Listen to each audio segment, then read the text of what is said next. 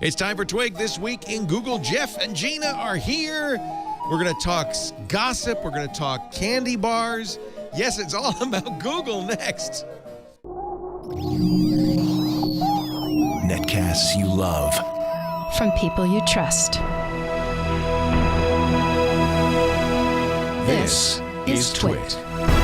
Bandwidth for This Week in Google is provided by Cachefly. CACHEFLY.com.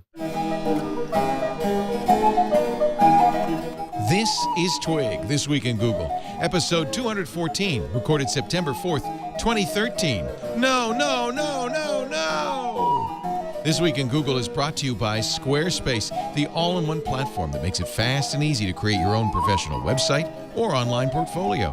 For a free trial and 20% off, visit squarespace.com and use our offer code TWIG9. It's time for This Week in Google, the show that covers Google, the universe, and everything.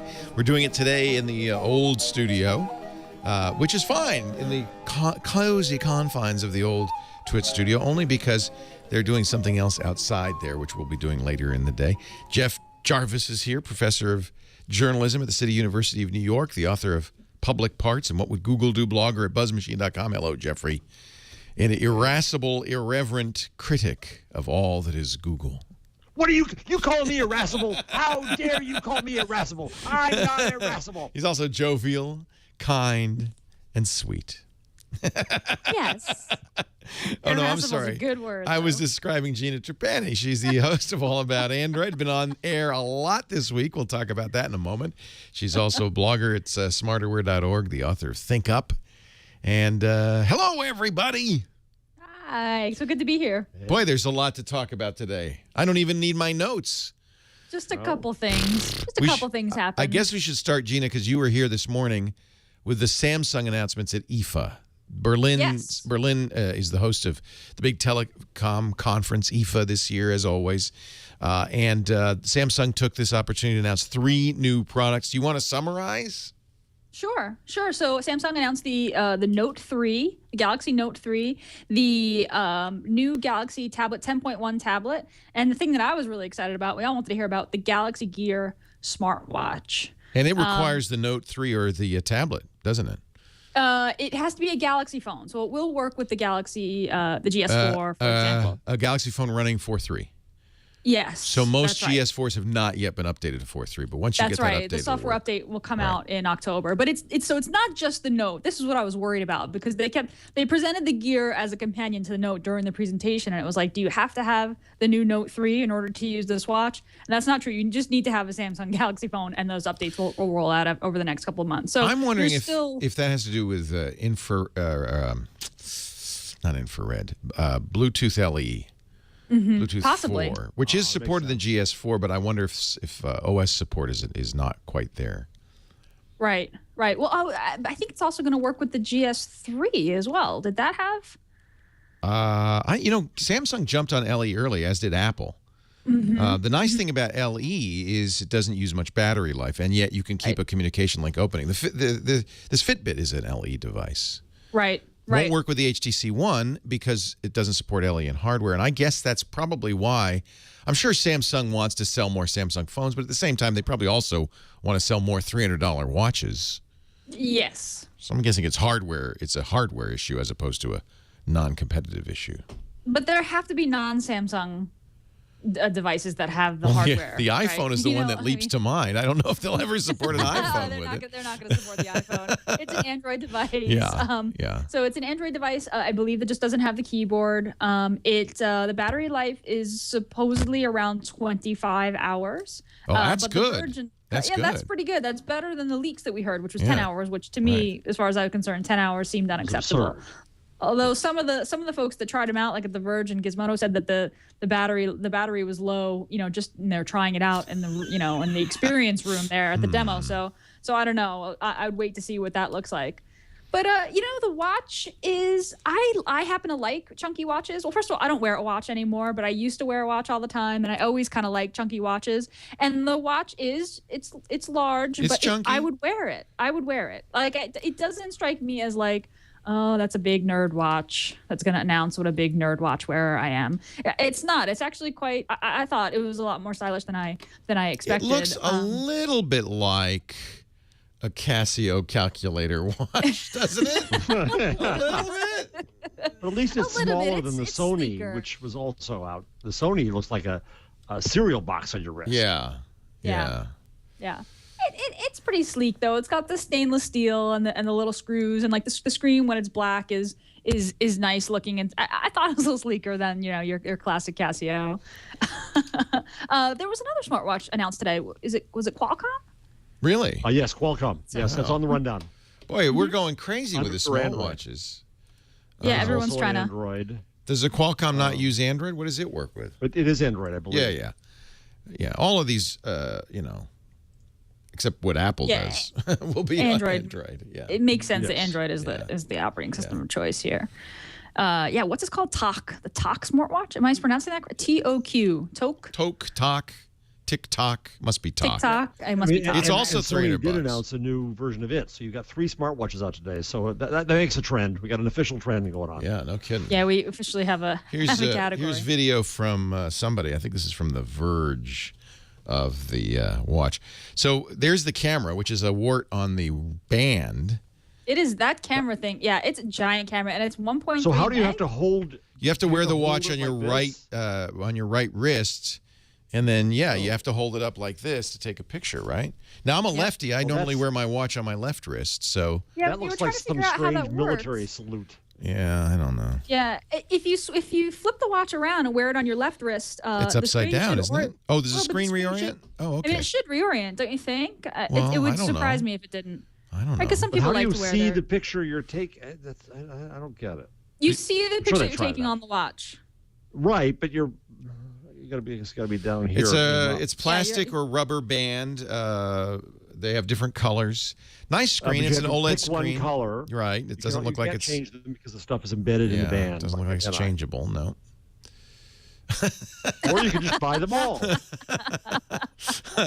We're looking at a video that shows every color and one guy wearing them all. I think it's really. You think women will wear these? They look kind of big. Pretty big. They're big. They're pretty chunky. I happen to be thick-wristed, whatever that means. But I think someone with a small wrist that will look unusually large. And I mean, I do think that there's a trend in chunky watches, but that's pretty. It is pretty big, and I admit. Yeah. Yeah. And I what's mean, even the on this UI guy. I mean, this guy. I don't know how big he is, but it looks huge. Big. That does look Looks Yeah, like something yeah. Borat would wear. Mm-hmm. Look at my American watch. It's from Korea. I don't know. I think we're in such early days on this wearable stuff. It just is really ungainly at this point. Yeah. What's the Yeah, what does it do? major consumer value? Yeah, what does it do? Why do it do? So it notifies you of text messages. Obviously, you can take photos with it and immediately share back to your phone those photos or share out to your friends. You can issue voice commands to it. And we didn't get to see as much demo on stage as I would have liked to have seen. But you can issue voice commands. I think that it will even do things like translate signs. So if you're traveling overseas and there was a sign, you could take a picture of the sign and it would translate for you with their Translate app. I believe that there's an accelerometer, or a pedometer, which is something I was interested in too. Some of the health aspects of it. 70 keep apps track is a lot. Yeah, They're gonna have it's a decent Path. amount of apps. Social apps. Are those apps resident on the watch or on your phone communicating with Sit you? on the watch, right? You don't have to have the phone, or do you? Nah, for a lot of it you do. For communications, I think you do. Yeah, you do. The watch has to be paired to the phone in order to do things, especially like. Oh, you don't have any look at your internet. call Yeah. log and, But you can use the watch without that, right? I mean, you don't have. Right. You just don't have any internet access without. Right, you wouldn't have internet access. But the watch still works. So That's it's what The I'm watch thinking. will probably tell you the time. Yes. Well, it might. It should be able to take a picture still and stuff like that, right? Right. Yeah, so it must that if you take a picture without internet connectivity or without the being paired to your phone, I guess it just stores the picture there and syncs back when you do pair to your phone again. Right. Does it have? It's got a pedometer in it. Seems so trivial, but it's a health watch. It measures your steps, right? Yeah, it can measure your steps, and that's all I saw. But I don't know if it has a I'll heart rate rush to monitor. buy just about anything.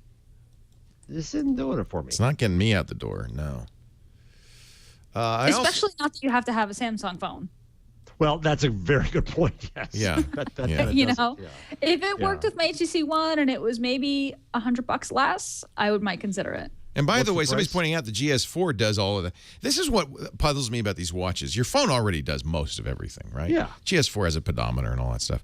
It's wearable in the sense that it's in your pocket. If you're a guy, it can be right in your shirt pocket, which is pretty handy. It's right there. If you've got a Moto X, you can even talk to it. Hello. But I don't know if I want to wear glasses. I don't know if I want to wear a wristwatch. I understand. I love wearable computing. I love the idea of making it more accessible. But I don't know if we figured out how. You know, hey, surprise! You got a new email. No S. Yeah, and you can't respond to the email. You can't do anything. Does this have? Can I use S voice with this? Do they Yes, say? you can. So I You can can talk to dictate it. to my hand. You could, yes, you could You dictate to think your you look hand. silly? Oh, okay, Google now. Tell Jeff I'm not buying it either. Dum, dum. I guess. I don't know. Can you It does- can you make a phone call that way?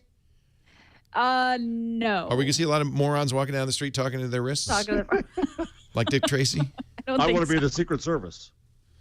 Yeah. I don't know. I just it feels like there's all these companies are doing this because they heard Apple was doing it. Yeah, it does feel that way. And they doesn't it? want to just Right? quickly get in the market with whatever piece of crap they can, because they know once Apple does it, if Apple lives up to the hype, nobody will want theirs anymore. I would so love it if Apple came out in the next meeting and said, "We punked you all. Watch is stupid." I know everybody's going crazy about this is for sure true. All of our smart Apple people like Rene Ritchie at iMore say, "Oh no, it's definitely true. They've hired Jay Blahnik. They've done all these things." But we said the same thing about a TV set 3 years ago. I still wait to see that. Yep. Yeah, no, that's true. I don't know. And also the day, to me, and I get a lot of heat for saying this, but the days when you could count on Apple to come up with something that was going to change the world are gone. They're just another company. Mm-hmm. Yeah, if they ever were. But I think under Steve, they managed to do it a few times. An iPod, an iPhone, an iPad, those changed the world. Yeah, I mean, I just don't think that the iPod or the iPhone moment comes up. That it doesn't come up every year. It doesn't even come up every other year. I mean, I think that those things take a long time. I feel like with every sort of new category of device, whether it's glasses or watch, it feels like everyone's like, oh, this is going to be the thing that everybody has that changes the world, and these are incremental add-ons, right? These are add-ons to the smartphone. I'm a believer in the idea of wearable being a big thing. Yes. But I think for different reasons. Well, it's a long way off too. I think if it were in the fabric of the clothing, or I don't know, I don't know what the form factor is that makes sense at this point.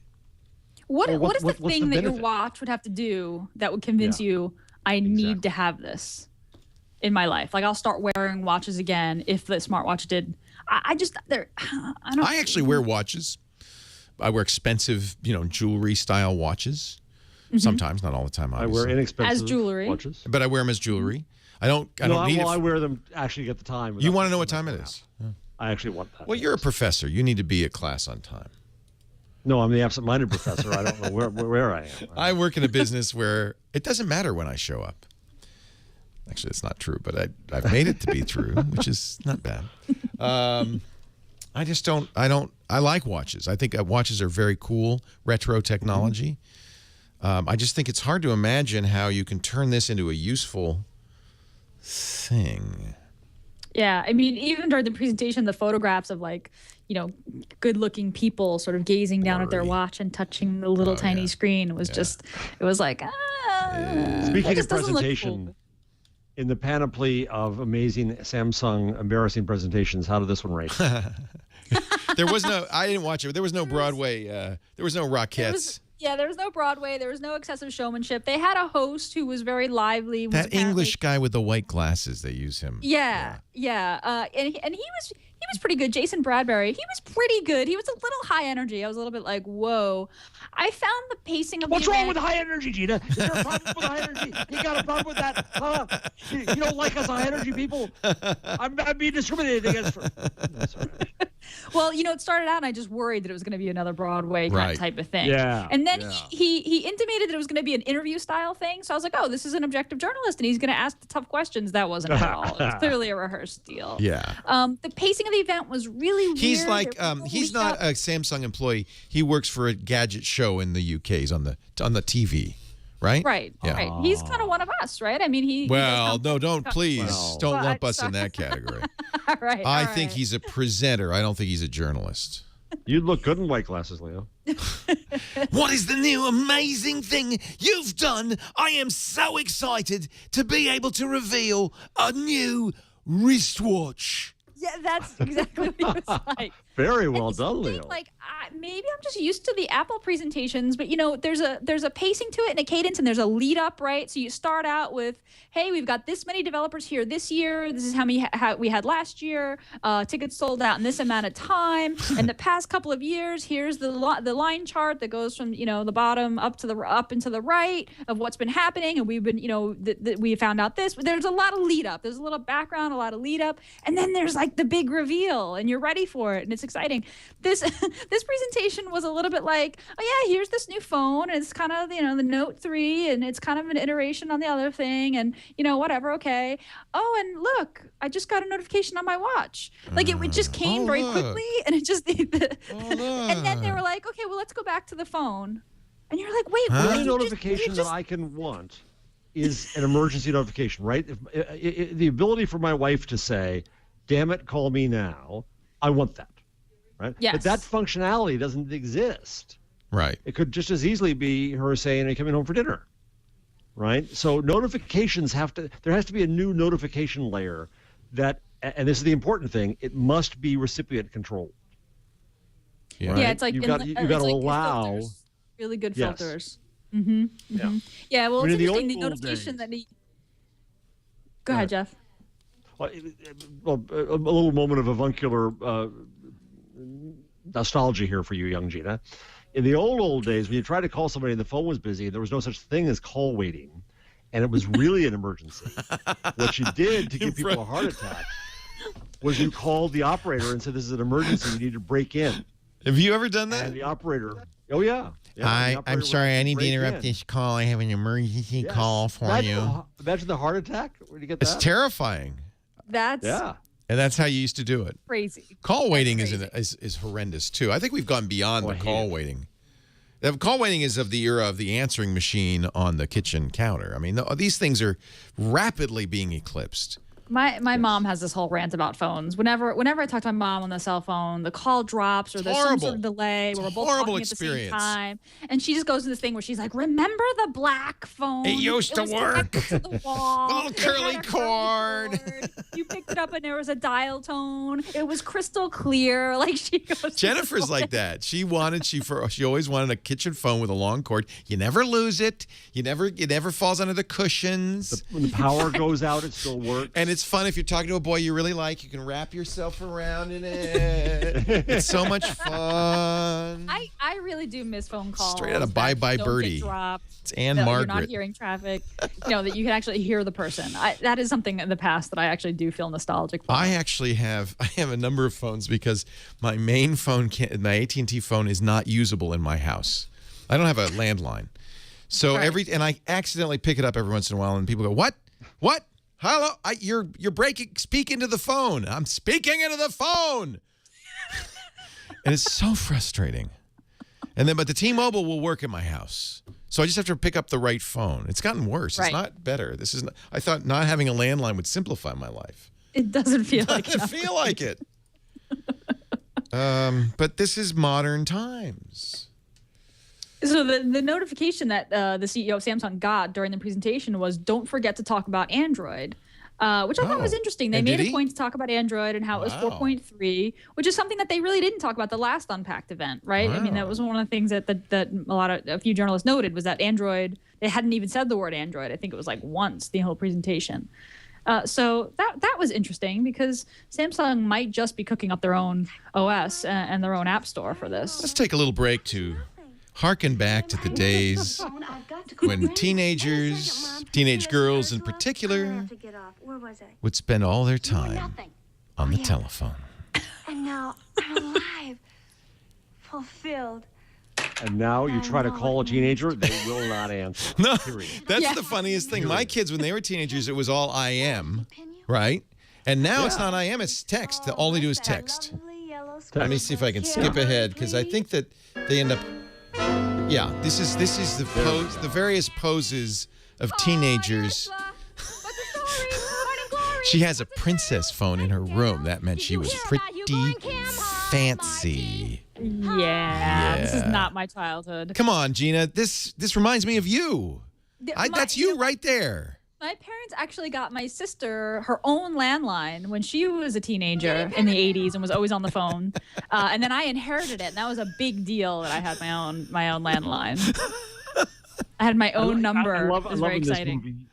Pardon me for this, Gina, but diversity is considered if you're Italian. Yeah, right. Bye Bye Birdie did not exactly feature people of color. Just people a little swarthier than you and me. That's yes. It's so amazing, Jeff. You and I live in a world that has changed that much in our lifetime. Yes. And it's changing really fast. I mean, it's just incredible. Now we have phones of color instead of people of color. So, oh, we still have people of color. we're gender neutral.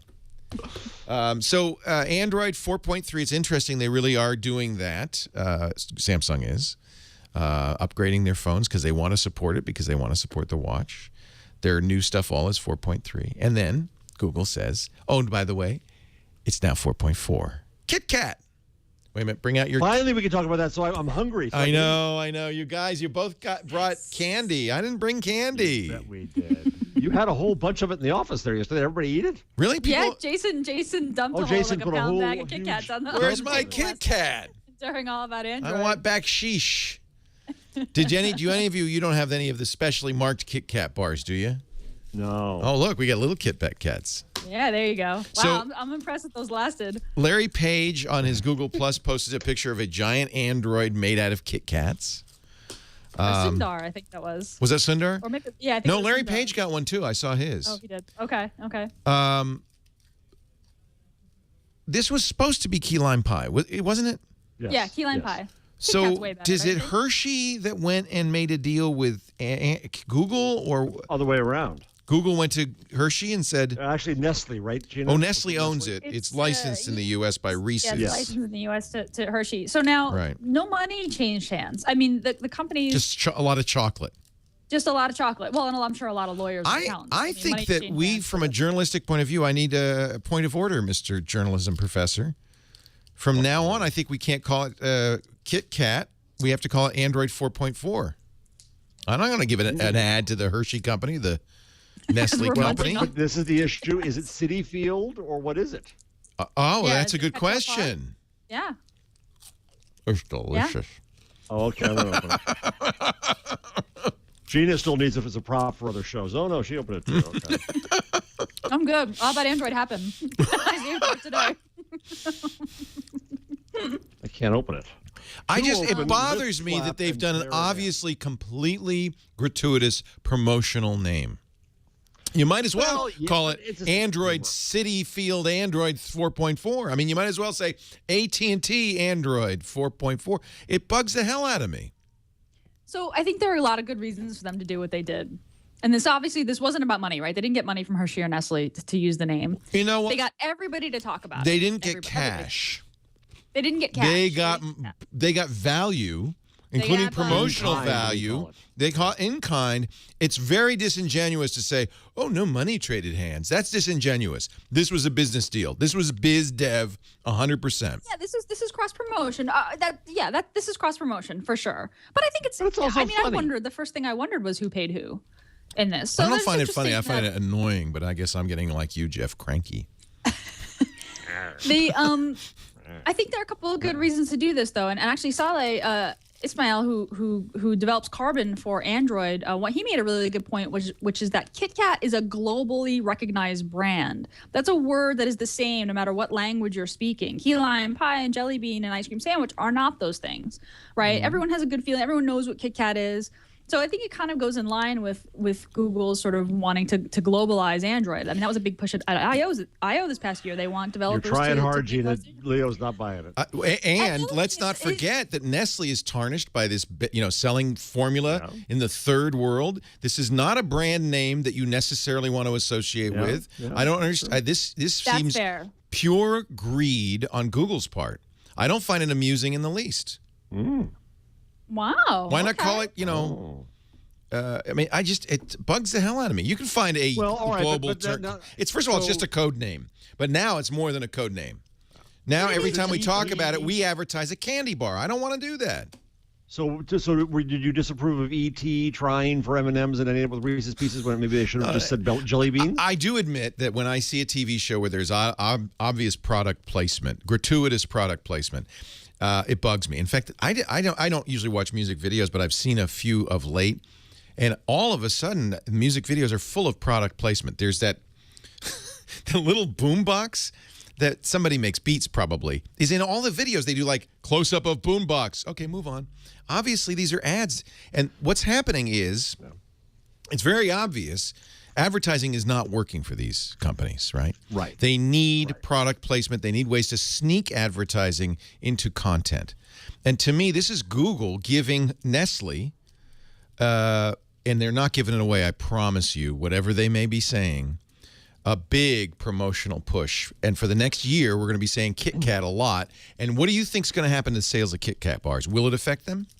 Oh, no doubt. A lot. A little bit. A lot. Developers eat a lot Leo, of candy isn't bars. it time for you to have a sip of that delicious Snapple? I'm not against advertising. We're ad supported. I'm against self-advertising. I'm against sneaky advertising. I'm against, we didn't get any money for this. It's just good, clean fun. KitKat bar. That's not what it is. It's advertising. I think it's repulsive. But Nestle didn't go to Google and ask for this, right? Google went to Nestle. What does that matter? Because I went to Ford to get them to advertise on this network. That's how advertising works. I bet you they went to other K companies. And do you said, think? Yes. Because they need. Shouldn't it have been Krispy Kreme? Could have been Krispy Kreme. Android 4.4 Krispy Kreme. I feel like. I think you make a good point, Leo. And mostly because now we are going to be carrying water for this. We will be advertising KitKats. No, but you're right. You can say Android 4.4. We should say 4.4, and I plan to say 4.4. This is and as a programmer, I think it should offend you, Gina, because programmers come up with code names. They're fun. They're mountain ranges. They're lakes. They're whatever. They're surf spots in California. Whatever. It's fun and it's great.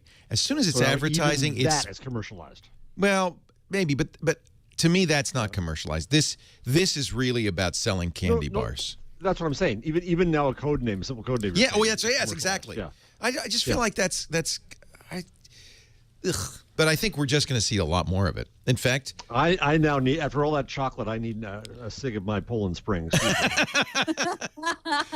I'm not against product placement. I don't like it in movies and TVs where there's gratuitous product placement. And if somebody came to us with a product placement deal, we're hoping to sell the name of this studio. I would have to say, every time I talked about it, the Norton Ghost Studio or whatever. Okay. But this is a code name for a software product. Mm-hmm. And it's got a hell of a lot more personality than so did Donut. Donut. Eclair. Sure, Donut does. Eclair does. I don't know. KitKat's a really strong brand. I mean, it's a brand that people feel good about. They're trying to add personality and flair. If you compare key lime pie to KitKat, I'd take KitKat any day. Okay. I don't No. But I want you to convince me on why I should be offended, because this typically is a thing I'd be offended by. But I thought to myself, this was a brilliant marketing move on Google's part. I am not denying it's a brilliant marketing move. It's disingenuous of Google to make a point of no money changed hands, because that's BS. Well, no, but they've got a partnership page up where you can win. I don't know. You can win a Nexus 7 with a KitKat. I mean, they're not saying that they have nothing to do with Hershey. Nestle. I mean, they're clearly it's a partnership. And they're getting a lot of free ads. In fact, I thought I read somewhere that sales of KitKat has skyrocketed already. You didn't have to read it somewhere. You could write that story. You assume that story. Yeah. Yeah. And I just don't want to. I just feel like, come on, do you need money that bad? Google, really? But how is Google? Where's Google getting money in this deal? Oh, Gina, please do not be naive. It's number one. So you think that Google's getting the cut of KitKat sales at this point? For all we know, Google, they didn't give us any money, but we're going to get 10% of every KitKat bar from now until eternity or whatever. Of course, Google's getting something. There's a lot of in kind. If you have win Google Play Store on a KitKat bar, you think they just said, we'll do that. I'll tell you what, we'll do that for you. What the hell? Right. I mean, my biggest beef is that KitKats are just not good for you. It should have been kale. Yes. Kale. But that wouldn't have Kale. had any. Candy kale at least. Yes. That wouldn't have been not nearly as fun as nobody gets what I'm saying here, and I'm completely. I get it. I get it. I think a lot of people get it. I think a lot of people get it. I heard a lot of that on Twitter yesterday when they announced it. I heard a lot of people saying they felt creeped out. Google's an advertising company. This is proof they've sold out. It cheapens the Android brand. I just thought this is brilliant on a day when there were so many big news stories yesterday. The fact that everyone was talking about they got a lot. It worked. That's what they got out of it, Gina. But marketing works. I'm not. Yeah. Free marketing, and they're getting it right now. And they're going to get more. Yeah. Everybody has an opinion about KitKats. Yeah. Well, nobody hates KitKats, and I think if you're KitKat, I like other candy better. I think of the example that we always use. There was basically it was grandma candy. I'm not going to say the name because as soon as I say the name, you'll go, oh, yeah. But there was a candy that basically was completely known as a candy that grandmas would give you. The little candy dish. You'd come over and you go, oh, I don't want that. And then MTV launched. And MTV said they literally went to this candy company and said, we can make your candy hip. We could take your grandma candy and make it hip. And they launched with MTV, and Mentos, the fresh maker, became a hip, cool brand all of a sudden because of the relationship. It was a great relationship. And you better believe those folks at Nestle know exactly what Mentos did with MTV. This is the modern version of that. Mm-hmm. KitKat 4.4. This is on the website at KitKat.com. Under its sleek interior, we've ensured maximum breakability in KitKat 4.4.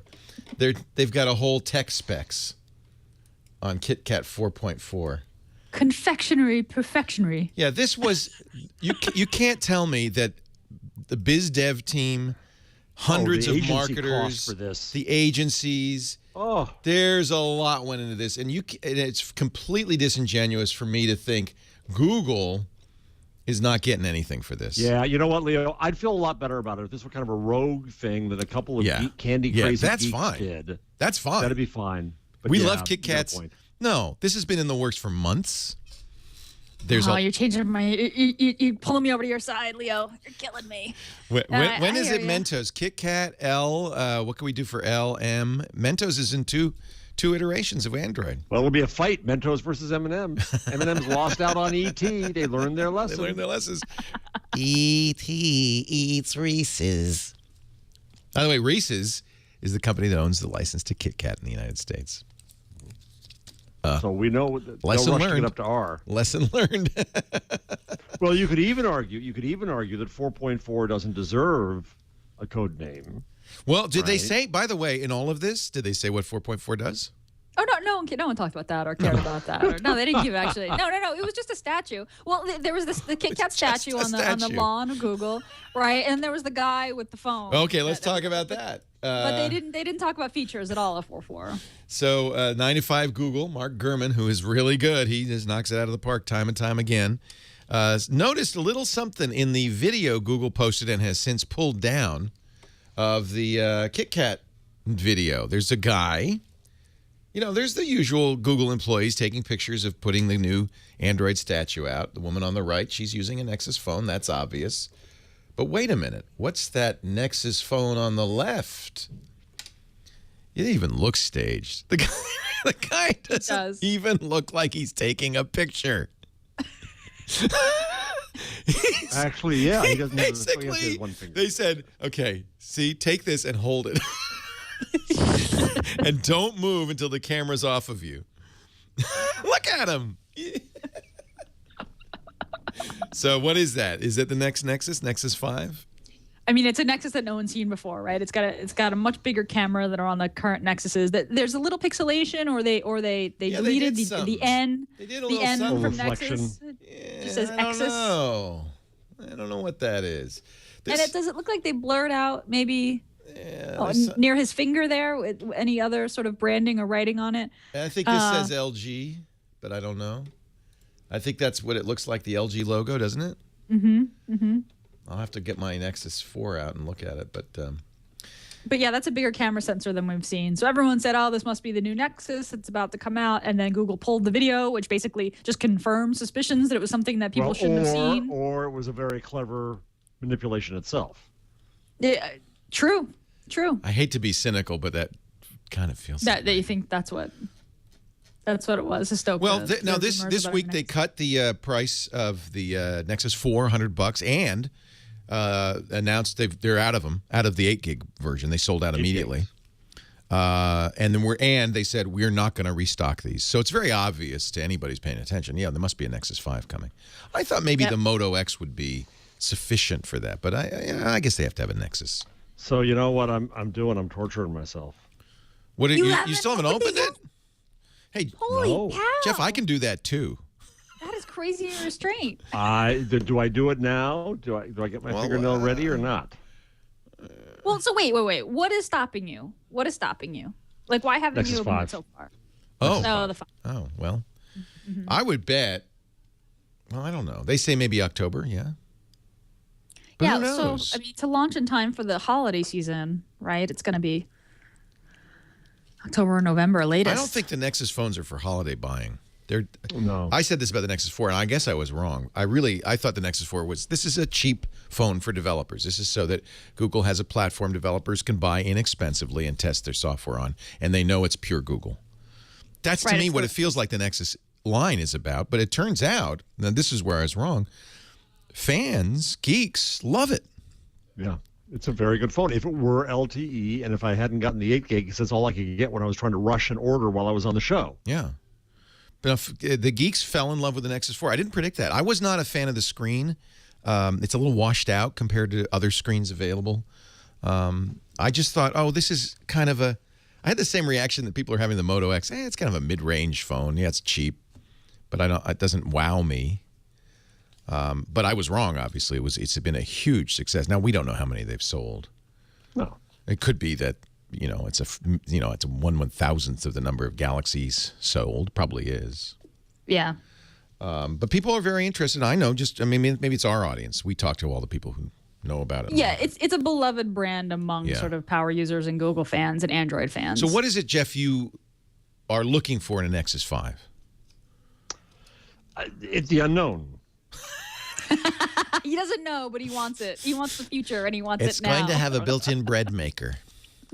Here it is right in front of me. I don't know what to do. Chat room, I have all the phones, every one of them. Yes. And what I don't have yet is an Xperia Z1, which they just announced, the new Sony phone, and I don't have the Optimus G2. Neither of those are available as far as I know, but I've played with the Galaxy Gear, the Mega, the GS4 I own, HTC One I own. And I ended up, oddly enough, this phone is oddly appealing going with the Moto X. I had a review unit which I sent back. Mm-hmm. They offered me a freebie, and I said, no, I don't take freebies. I was kind of pining for it. It's just there was something pure. Mm-hmm. It is what you like about the Nexus 4 to me. It's the pure Google experience. Yeah. With a few exceptions. What appeals to me is that it's LTE, it's 32 gigs. Yeah, I got the 32. Yeah. And I drive a lot out here on the way home, so being able to do the voice activated Talking to it is car great. Good. Not perfect. Not perfect, by the way. Yeah. It doesn't understand everything. All speech recognition is still early. Yeah. It wakes up perfectly. It's very good at that. I like the thing, and this was the thing that I thought was underreported that was really cool, which is this trusted Bluetooth authentication. When you're in your car, you don't have to unlock it. It just says, "Oh, I'm in a safe area." You get to choose those areas. Of course, that presumes you have a modern car with Bluetooth. Yeah. You don't? Oh no, my car is 10 years old. Yeah, I had a loaner. I was so amazed. I was like I got out of prison. I had a loaner a month ago, and I paired my phone with the car, and I couldn't believe everything I could do. It is. It's magical. Whenever I rent a car, I'm like, wow, this is like. What, you don't either? Like. I've got this old used Toyota. I'm not really a car person, and Lisa, we gotta pay these people more. I can't believe this. I feel terrible. Well, hell, I'm even cheap enough not to sure whether I should open this, let alone a car. Well, this isn't cheap. By the way, this is not a cheap phone, and that's the other thing about it. One sticking point. It really is overpriced. The rumor is they'll drop this $100 soon, and they ought to. I nicked my Nexus 4, which killed me on the glass. I don't know how I did it, but I got nicks on the glass, and I got some other stuff, and it wasn't charging well. That turned out to be something else, and so I'm looking for justification to open up the phone. And I was thinking to myself, I could just buy another one of these for $200. Yeah. If this broke. You know what? I'll send you my Nexus 4 because I don't. No, it's fine now. It's actually. Oh, fine. okay. Well, Leo, the fact that you gave back your review unit and then was pining for it, how often does that happen? Very rarely. Yeah. Because there's always the next thing, and I love the HTC One. The HTC One is great. Yeah. But there was just, it's funny. This is it's small. I like the Galaxy Note 2. I wanted a big, it's completely changing my feeling about a phone, but it's a very personal phone, and I really like it. And things that people mock, like the wrist flip, I love. How Quirky does the product evaluations. If they get tied up, they have a vote for the whole audience. Mm-hmm. Am I still there? You're frozen a little bit. That's all right. We hear you. Somebody in the chat room says, if you love the phone so much, why don't you marry it, Leo? No, it's just I know that you try every single phone, and so that seems like quite an endorsement, Leo. But here's what I would say: a phone is it's the most personal of all personal computers, and there's no perfect phone. Nothing is perfect. There's nothing even close to perfect. So you should really try. Everybody should try as many as you can. At least go to the store and play with them, because this is what I like. Yeah. It's not necessarily what you would like. I think, for instance, you seem very happy with your HTC One Google Edition, and I think that's an excellent choice. Yeah, it's a great phone. It's a great phone. I do love it. But I have to tell you, Jeff, if I was sitting there with that box right now, just hearing what Leo just said, I'd open that up. I'd open that sucker up instantaneously. All right. Should I do it? Do it? I'm not going to say should do it. No. I don't want to be responsible for it because he'll just yell at me later. Should I do it? Let's see, what does the chat room say? You think Jeff should open this? Do it for Johnny? Yes, no. Blend it. You have 30 days. Yes. Open it, Jeff. Open it. Wait for it. Do it. No. There are few people say don't open it. Send it back. I don't think it's a consensus. Wow. No, it's not. How much did you pay for it, Jeff? $674. Yeah, they're really, it's kind of outrageously expensive. Especially since the Nexus 4, the Nexus 4, which is really in many respects a similar phone, is half that. Yes. The Nexus 4, though, screen isn't as good. It's bigger and heavier and has a glass back. There's something about the size of this. Motorola said this, we really paid attention to the size. We want it to be just so. And then, I have to say, it just does fit just right. And the feeling on the back, there's something about it. But this is me. This is my hand. Your hand, it may not fit. The chat room saying, no! No! Is it covered in LSD? No. Straw poll. We could do a straw I'd say poll. it's going negative in the chat room. Somebody set up Yeah, a straw poll. We could do a straw poll. We have What I was starting to say before, Quirky does this where they have a polling mechanism. That'd be fun to do with the chat room. We can do that. Just have them. I'll set up a straw poll real quick. We have the technology, thanks to Dan Dirks, who wrote a very good little tool called a straw poll. So what is the question we should ask, Jeff? What do you want? Should Jeff open the Moto X? Jeff open and use, right? I mean, I think once it's open, I can't return it. Oh, of course you can return it. You can? Yeah. Right. Let's say right now. Okay. Okay. Do you remember the Larry the Lobster moment on Saturday Night Live? Larry the Lobster. It was one of the best Saturday Night Live spiels where the audience voted live whether or not to kill him. Larry the Lobster. Yeah. Dunk him. I'll give somebody. Now you're gonna mess up. Now you're gonna mess up the voting results. So I guess we add them then. Yeah. So what's at stake? You don't think you can return it once you open it, or can- there's you gonna be a can. restocking fee? It says unopened. You can return 14 days unopened. All right. The straw poll number, everybody, is 390329. So if you're watching live, go to strawpoll.me/390329 and cast your vote. Now, the nice thing about this is we can actually watch the results in real time as they come flying in. And so far, I mean, 28, 29, 32 votes. I think yes is pretty strong majority here. That's the you yellow. got one yes and you got 3 no's. You got to add up the 3 no's. Oh, okay. Wow, I guess. look at that. But I think all you have to do is say what is the yes, and right now it's 54%. So actually, it is kind of close. You're right. It is kind of close. For chat room, get a life. No, don't get a life, please. I beg of you. Eat more KitKat bars. Yeah, I've never seen a straw poll move so fast. This is amazing. I love you, chat room. Aren't they great? Great. And by the way, this is carefully done so that you can only vote once. These are each unique. Each of these is a unique vote. Yeah. Each is a completely unique vote. It's been solidly yes this entire time.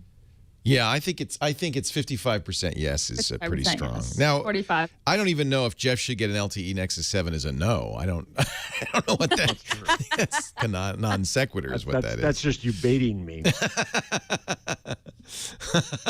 400 Well, if you votes. had an LTE Nexus 7, you could use that as a phone because you could put Skype on there or Tango or some other. I'm eager. You know who has it now? Who? Italy. Gosh Italy darn it. You want me to pick has you the one up in Nexus Venice 7 next LTE. week? I'll pick one up in Venice next week. Just for you. Excuse me, where can I get a Nexus 7? I want to get the one with the LTE. What's that? Is that next week already? No, 2 weeks. I fly out on the 17th. Go find yourself some good pasta, some good mozzarella, and don't forget about the phones when you're in Italy. This is why I had to get the Moto now, because I was really soul searching. What do I want to carry with me as I travel 6 countries in 3 weeks? And this really, even though the camera's not as good as either the Galaxy S4 or the HTC One, and it's not unlocked. I'll probably bring an unlocked Galaxy S4 just so I have a SIM card phone. But just the size of this and the weight and the friend, it feels friendly. It's a friendly little phone. So by the end of the show, we'll go back to it. And then I'll. Yeah, we got 500 votes already. Wow, 500 votes. The power of. I don't think at this point it's going to change, but No. we'll Yeah, it's up to 57%. slowing down. now, I think yes. everybody wants to vote voted. All right, should I do it now? Okay, I'll tell you what. No, let's keep it going. We're going to keep the poll going. I'll mention it a couple more times. At the end of the show, whatever, and we have 45 minutes left to vote. At the end of the show, whatever you decide, that's what Jeff will do. Jeff, thank you for putting your fate in the hands of the chat room, you nitwit. What color? Did you get black or white or Blue, royal blue with silver accent. You went to Moto Maker and did the whole thing. Oh, yeah, I did. Yeah. I got crimson red, and I suckered. I fell for the headphones, the crimson red headphones, to match it. Wow. Yeah, sucker. Sucker. Those are actually decent headphones. They're not bad. They're only $30 or something. I have very strange ears. No headphones work on me. Earbuds don't work on me. Really? Yeah, You have a tiny don't hole? understand. Is that what both of you? No Bluetooth and tiny holes? Is that it?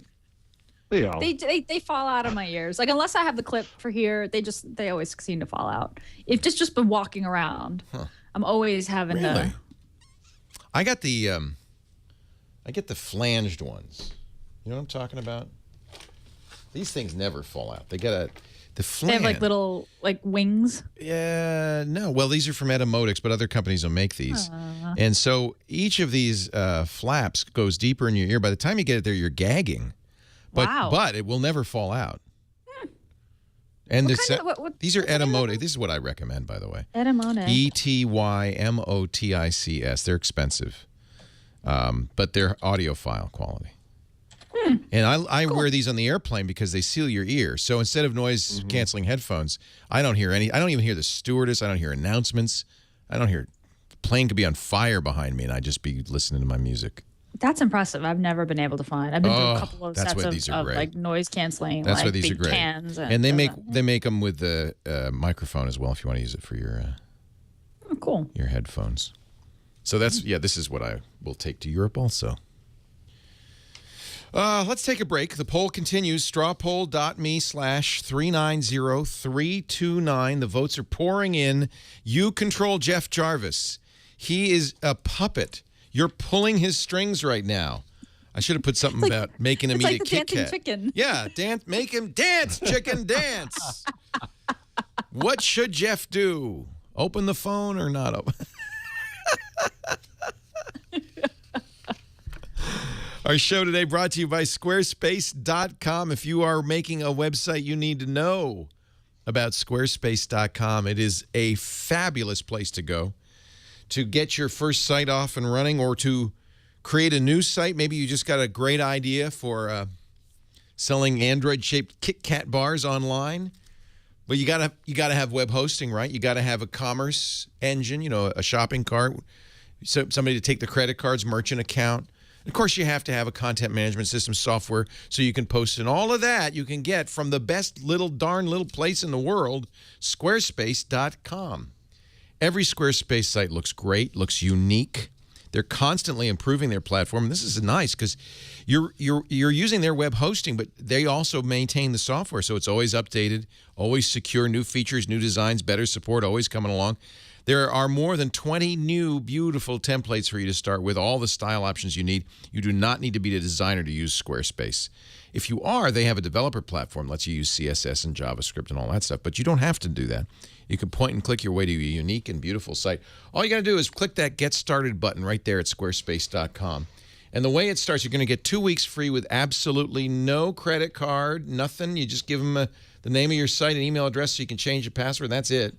Pick one of these templates. You see, you might say, well, wait a minute, there's just a few. Oh, no, but see, the beauty, template's just a starting point. All of these, by the way, are mobile responsive. That means they will work on any size screen. I'm going to pick Aviator here. And by the way, you can look at other customers using Aviator, and you'll see what I mean. Every site looks different. Aviator is a gorgeous site for somebody who wants to do a photo blog or a gallery where you really want the imagery to stand out. See, it's full bleed, goes edge to edge. Looks gorgeous. Here, let's look at this one. Sir, it's got a mustache. I don't know what this is. Is this a guy selling mustaches? I don't know. Oh, it's a film site. This is what artists love Squarespace, because they get to look the way they want to look. Look at how it's embedded. The video's embedded right into the Squarespace site. You cannot bring a Squarespace site down, by the way. I got to point this out. They really have the best hosting. And when it comes time to buy, after 2 weeks, you decide, hey, I really like this. The pricing is amazing. It starts at $8 a month for the full e-commerce deal. When you buy a yearly plan, $24 a month. They don't take a cut. You can have unlimited digital and physical products. No transaction fees. Unlimited bandwidth. You'll never get a bandwidth bill. They'll even hook up a new domain name for you free. Taxes automatically calculated. Shipping automatically calculated. Coupon controls. They even track your inventory for you. I got to tell you, there's nothing better. Squarespace.com. Try it free today. And then if you decide to buy, one thing I'd suggest, use our offer code because you'll save money. 20% off when you use the offer code TWIG and the number 9. Twig and the number 9. Squarespace.com. Really, this is the place you got to go. All right. I don't think the straw poll uses Squarespace, but we haven't brought it down yet. 676 votes total. They're coming in. We don't know yet. I'm not going to call it. It's too close to call. That yes percentage is creeping upward, though. It's all about Florida at this point. Florida. We're just going to wait and see what Florida does. I'm going to wait for the Chads. Chad. We got Chad's around, hanging. Chad? Yeah, he's hanging. You can't miss him because he's got the red hair. I love it. Okay, I don't know what else we got to talk about here. I got completely distracted by KitKats. Trumpets. Oh, yeah. Let's do it. I don't know how to play trumpets without Chad. I don't have that capability. No, I'm sure I do. They didn't tell me how. So I'll tell you what. Just imagine that you hear trumpets because it's time for the Google change log. Terrible. Pathetic. It was pathetic.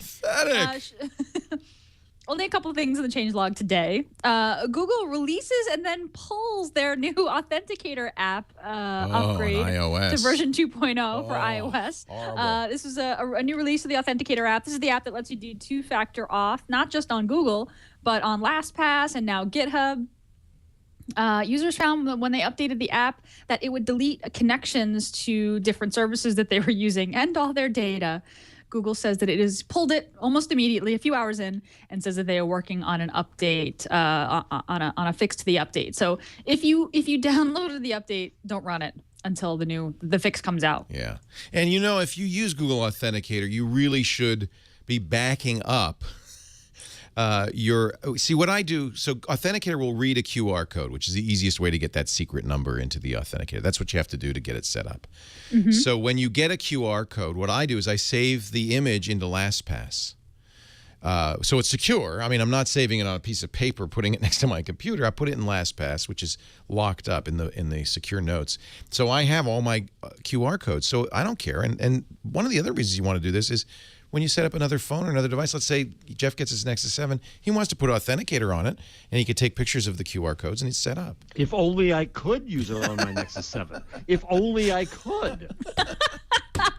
So sorry, I just needle him now. I let Authenticator, I switched phones at one point and didn't set up Authenticator again, and now I just say, text me a new verification code, to my phone number, and I've been meaning to just get it set up again and haven't. But I do it all the time. That's the first thing I do when I set up a new Android phone is I download Authenticator and I go back to my LastPass and I take pictures of all the QR codes because I have Google, I have LastPass is in here. Outlook for Microsoft is in here. Evernote's in here. So that's how I authenticate. And I don't know. I like having it on. I have it on all my devices. The same, and it works. And that's the nice thing. If you save that QR code or regenerate it and save it, you've got it forever. Right. So you're taking a screenshot and then attaching that to a LastPass entry? Is that how you're saving the QR code? Yeah. Yeah, no, that's smart. That's and then really you can smart. take a picture of it again. Right. You bring it up in LastPass. Yeah.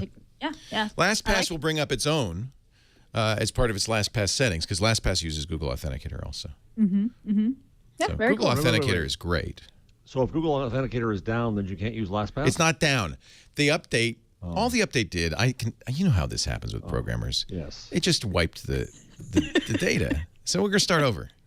It was like that Office Space moment where I was like, I must have messed up a zero somewhere. I always do that. I always do that. We just wiped the cache. They might have wanted that. Right. Right. It was some flag that wiped the cache. But why would they want that? Right. Yeah. Well, if anybody, you know what it is? It's probably the guy who wrote it does what I do and thought, well, that's fine, and just set it up again. Right. And then it realized most people do not save. I didn't even know you could. Somebody told me, oh, no, you can just save those QR codes, use it again. It's just a secret number. Right. It's not a big deal. Yeah, no, that's really smart. I'm definitely going to do that. Yeah. I'm going to get it. Put it in LastPass. It's safe. Yeah, I will do that. Google is testing a new tablet search interface, which is similar to the mobile search interface that was very Google Now card-like. And yeah, that just about kind of explains it. It's sort of like the knowledge graph cards on the right side, but all the search results look like that. And I believe that this is one of their kind of A/B tests where they're experiments where they're rolling out to some people and not others to see what how users react to it. And similarly, there's a new sign-in page for mobile devices on Google.com. If you go to sign into Google now, it used to just be kind of a pretty plain, just sign in, email, password. Now there's a new page that's been redesigned. It says 1Password, all of Google. And kind of annoyingly, they took away the stay signed in checkbox, which I don't understand. But luckily, I mean, of course, if you're on Android, you kind of have to sign in once to your Android account. You won't encounter this page very, very often. But that's it. Pretty thin changelog this week. It must. I think with the holiday weekend, things were maybe a little slow at the Plex. They were busy. That's Boom, the boom, changelog. boom, boom, boom, boom, boom. Whoa. Whoa! There we Oh, go. we have the video. We just don't have the audio. Nice. So I'll tell you something I am lusting after Yes. is the Sony QX10 or QX100. Have you seen that? No. What is that? The lens camera that attaches That's to your so phone. stupid. It's on the You rundown. want that? You really want that? Yeah. Wait. What You're is going it? to It's a carry lens? that around in your pocket? Well, I carry around a camera now in my I briefcase. guess it's not much, but I don't know. What? Just It's carry a smaller than camera. that. It's better I than carry a around a camera and two lenses. Right. So instead, You you'll just carry your attach phone. this to your phone. It's either brilliant or stupid. It's one or the other. I grant that. It does seem on the line. It's on the stupid line. It is You on the line. remember Eric Schmidt's creepy line? This is the stupid line. This is the stupid line. It could be one side is genius, the other side it's ridiculous. It'll be pineapple pizza. Remember that? Remember Yeah. they had pineapple pizza? I decided to carry so- an actual camera with me and a phone. Well, I do too, but that's Yeah. just it's a lot. It is a lot. And you just click it on, and their phone is the camera. Right. Gina, what do you So think? Leo, I really struggle with this. I've got a DSLR with a big old lens. I don't know much about photography, but I do have a nice lens. And when I want to take pictures of the baby, like nice pictures of the baby, like her monthly, I do a picture. We do a portrait every month. I break what a out the good big old idea. heavy DSLR, but Yeah. I never take that outside the house. I don't too have big. it in. It's too big. It's too heavy. It's too big, and I've got a camera in my pocket, right? So there's part of me that's like, I might want to try this. I'd be interested to see what kind of pictures this makes, but it's still a big chunky. I mean, if I'm going to carry this thing, then I as might well as well just carry it. carry the whole camera. Well, and there's a couple of things I'd bring up. First of all, you're still using the crappy camera phone sensor. right. You haven't upgraded the sensor. I guess it's no. What do you mean? No, the sensor's in that thing. You can use Oh, that you're right. It separately. has its own sensor. Oh yeah, this is not an add-on. So the whole thing is a lens. camera. What do you This need the is an phone add-on for? Camera. Oh, It's interesting. a So camera. it stores the photos onto the phone. Yeah, it All has that its own slot all for that SD. happens is It has you're an using Exmor your sensor. phone screen as the viewfinder. And what That's it. phone do you have to use? It's a special Any phone. Android or iOS. Really? Oh, it's You wireless. just hook it on, It's and, wireless. and it uses whatchamacallit? Don't have to touch NFC. it. It NFC. actually uses Wi-Fi or NFC. Yes. So does the file stay on that lens thing, or does it go onto the phone? Yeah, it stays on the lens. It stays So on the lens, I- but it obviously goes right over. I didn't. Okay, so I admit I looked at this and went. I thought it was just a It's not an clip-on add-on to that you the put lens. over your No, camera. No. It's a camera For all by 500 bucks, no. itself. You don't really Yeah, need the you phone. don't You even- could just go like this. You don't have to use the phone. You can do that. Yes. Oh, okay. That does change things a little. Yeah, it's just a So- funny so- form so, factor for. Again, the file stays on that lens thing. yeah, it so has you an have SD to, you card do have slot. To, okay. Well, so I think you you could. transfer Well, the it. Wi-Fi, Gina, you can move it over to your Okay. phone, or maybe it also goes in your phone right away. It needs to have the storage on the lens thing because if the phone doesn't have sufficient storage. You know what? I could see Right. buying this. Ah. So the That- $250 QX10 has an 18 megapixel sensor, an Exmor sensor in it. Not the best lens. It's an f3.3 to 5.9. They don't say what the length of the lens is, which is odd. It's a zoom lens. I guess it has 10x 10x zoom. It's a 10x optical zoom, not physical. Right. Oh, really? Oh, it looks like it's physical. Really, it's optical? Okay, that I sucks. think so. Both. I think so. That sucks. The lens on the other one is much better. It's 300. It's a Zeiss lens. It says there. It's $500. QX100. It has a 20.2 megapixel Exmor sensor and f1.8, which is nice, to f4.9. Leo, what are you going to travel with in terms of cameras? A ridiculous amount. Okay. My 5D, of course, my Mark II. That's the good camera with all the lenses. Okay, that's about 150 pounds. And then I'll also bring I bought a smaller camera about 6 months ago and was trying it and working out with it, the Olympus OMD. It's a nice compact micro Four Thirds camera. I have a few lenses for that. Lisa and I have matching cameras, so we can share one set of lenses on that. That's good. And then I'm going to bring a little. Olympus makes a little waterproof, shockproof point and shoot, and I'll have that for sand and surf and sun.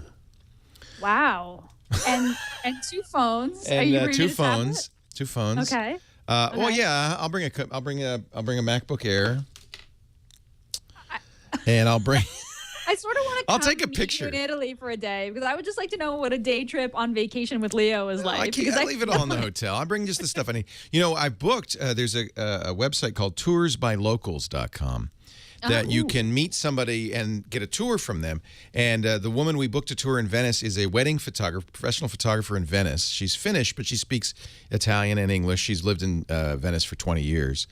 And she's going to take us around for 4 hours on a photo walk. Of course, you being you could have done that with the chat room probably. I didn't even think of it. I should probably. Anybody who lives in Venice, come say hi. We'll be at the Hotel Luna Baglioni. And so that'll be for 3 days. Oh, nobody comes to see me. Anyway, it's gonna be a lot of fun. But I did want to have each camera has a purpose, and I am going to use my camera phone probably more than any of them. Right, because it'll be it's in my pocket. It's always here. Right. You'll be out to dinner or whatever. Right, I'll go. That is one issue with the Moto X. What I've seen of the pictures, they're not. It's greenish. Not terrible, mediocre though. Yeah, it's mediocre. If there's good light, it's not bad. But there has to be a lot of light. It also does a lot of lens flaring, so you have to really protect it against the bright Gina, light. you didn't like the little clip thing that I bought it on Kickstarter. I bought 2 of them. The thing you mentioned all about Android last night. What are they, blinders? You put it in the audio jack. In the stereo. Oh, you bought that, huh? I bought it, and then it becomes another button, so you could use that as an instant button to take a picture. Oh, okay. So so you programmed it to be a shutter. So you just pick up the phone I think I will. Click that button. Yeah. Well, but the Moto X, no, you don't do that because the Moto X is different. You're right. You tap the screen, and you can set it to tap to focus and shoot, or to just shoot, and use the built-in focus. I think the camera's adequate. I know it's not as good as the Galaxy S4 or the HTC One. Both of those are better, but it's adequate. And remember, it's just a camera phone, right? Yeah. That's why that's why I didn't want these. I thought, I'm not going to use my camera phone to take but that's different. These are cameras. These are cameras. Kind of an interesting product. It's really interesting if you start to think about how you can use the phone as a computer and display to other devices and things. Ultimately, that's why the 1020 and these other phones with really good cameras are very interesting, because you have this powerful computational platform behind a camera, and then behind that you have internet access, and you combine those together. That's a pretty cool thing. Well, are you talking about the new Samsung with the Android? Well, there's a number. No. I mean, I was talking about the Lumia 1020, the Windows phone. Oh, I see. Which is a 41 megapixel. Cameras, that's a camera phone. Samsung. I know they make a hybrid weird camera. Well, no, they got a new one they just announced. Okay. Which is $1,700 with lens. And so it uses all the Samsung lenses and all the stuff, and it's very high quality, but it's full Android in the back. 422, and so you get all the benefits of that. Leo looks like he's eating a 4.4. I'm eating Android 4.4. He's eating Android 4.4. What a world we live in. There's too many gadgets, too little time. Amen, brother. Amen. Yep. You know what? I find it odd. I find it interesting that here we are on the show. We go off on all kinds of things. Not even I put it in the rundown with just a question mark. Oh, Nokia? Steve Ballmer. Microsoft. Yeah. Ballmer, Nokia, Microsoft. Who cares? No, I was actually, that was the next story. I was going to bring that up. Oh, okay. It looks pretty clear at this point, reading between the lines, that Nokia was either their contract with Microsoft to do Windows phones runs out next year.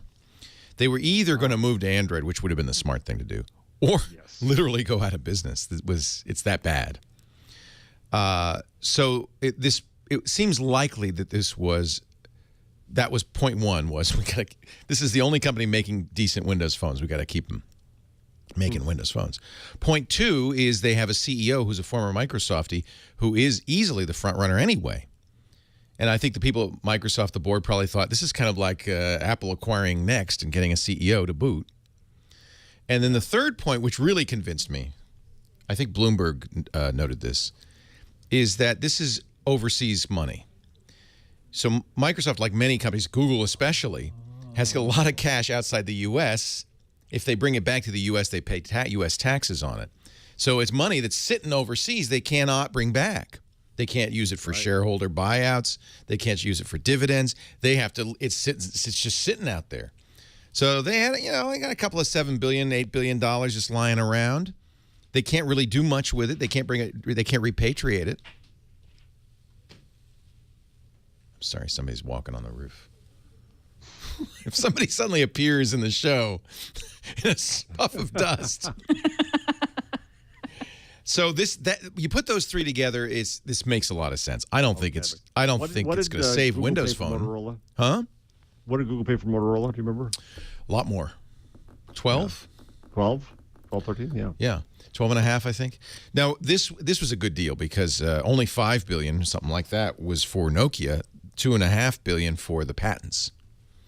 So this wasn't even a very expensive acquisition. But even so, the point. Look at it's a headache. It's not going to save Windows Phone. I mean, that's the real point of all this. Is it's not going to save Windows Phone. Nothing can save Windows Phone. It does feel like the two people who sort of wound up without a date to the prom just decided to go together, right? Because who else? And like I have warm and fuzzy feelings about both companies, right? Like first smartphone I had was a Nokia candy bar. Like I was geotagging photos and uploading to Flickr. That was my first experience with that type of thing. So Nokia makes great phones, or did, at a time, right? And I grew up honestly using Windows. I want them, and I genuinely, sincerely want there to be another great leading operating system. The two choices to me, from my perspective, seem like iOS and Android. I would love for there to be a third, and it's not quite there yet. But this was my first really good camera phones, the Nokia N93. Yeah, and that was expensive. And it was like you turn it this way, and it was really a camcorder. Yeah. Wow, look at that. That is talking fancy. about the stupid line. Well, I was really happy to get this, and this was back, 2005, 2006. Yeah. It was before the iPhone. And look, it even had a mirror on this side so that you could do selfie videos. Wow, that's ahead of its time right there. Oh no, people have been taking selfies for as long as there have been cameras. That's true. Nothing innovative about the selfie. We just see a lot more of them You now. just see a lot more of them. I have a lot. Would BlackBerry have been just to play with it?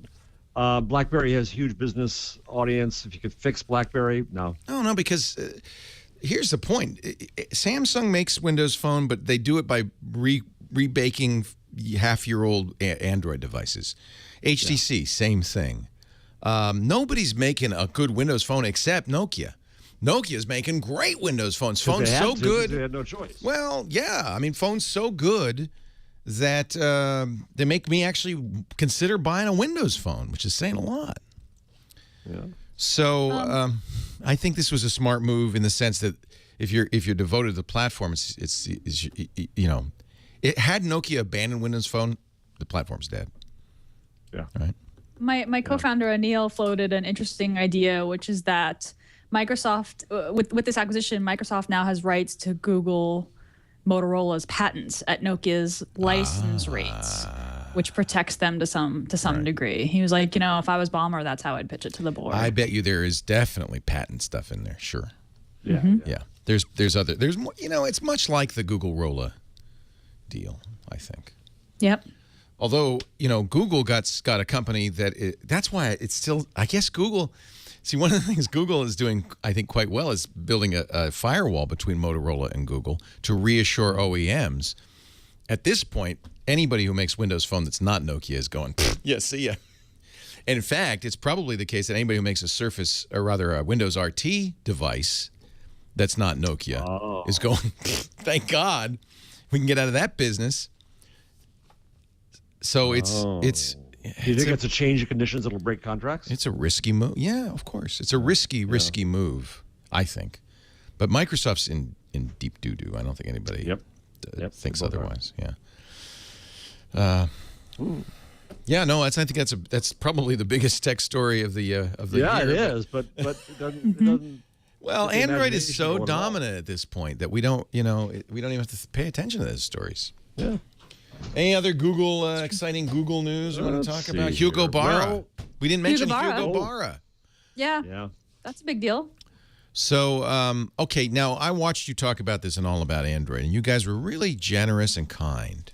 I have a feeling you think that about a lot of our of the Android. I thought you took the high road, and I was very impressed because I would have brought up the whole girlfriend Gawker story there. Do you think that has anything to do with it?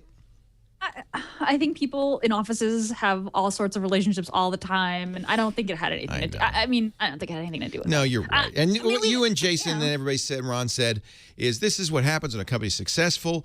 The people who have built the success move on. Hugo Barra, a big part of the success of Android. He was the face of Nexus. You think this is like a jilted lover thing? Okay, so this is soap opera Leo, okay? No evidence for this. So I'll tell you the story as I see it. And I have to say, this comes from my upbringing because my mom would look at somebody. She'd look at, mostly we'd be like in the kitchen. She'd look out the window in the neighborhood. She said, let me tell you about that guy. And would spin an entire story about the family. Okay. Yeah, she's like Mrs. Kravitz. Oh, my God, he's a drunk. He's in there. He's in his underwear. It's 4 PM. He's watching TV. He beats his wife. All this from like one glimpse. So anyway, I'm channeling my mom now. Larry Page is married to the very talented, how do you pronounce her last name? Ann Wojcicki. Wojcicki, whatever. Has been for some time. They're a cute couple, engineer couple. She's a CEO at 23andMe.